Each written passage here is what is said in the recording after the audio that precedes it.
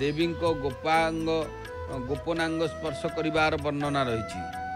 तेणु विशेष भाव में ये गणेश रक्त वर्णर बोली वर्णित थिबा स्थले कामिका गमने मध्य से कृष्ण वर्णर बोली वर्णना रही। तेणु कांची गणेश को खंड गणेश कहवा मूल दुईटा कारण अच्छी।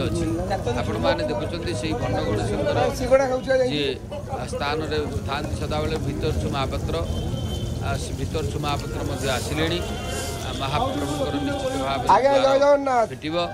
तेणु से द्वार पूजा समय हो जाइए। विशेष भाव में महाप्रभु श्री जगन्नाथ पावन पवित्र पुरुषोत्तम क्षेत्र में जहाँकि द्वार पूजा अनुष्ठित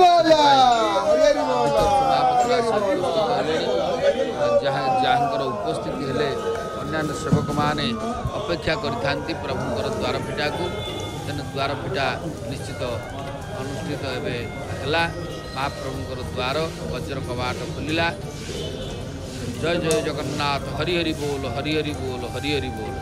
महाप्रभु श्री जगन्नाथ कालिया शांतर पावन पवित्र पुरुषोत्तम क्षेत्र में सिंहद्वार खुली। सिंहद्वार पर महाप्रभुंर पटिदियों दर्शन जहाँकि महाप्रभु पटिदियों दर्शन देते एवं पटिदियों दर्शन कर भक्त माने महाप्रभु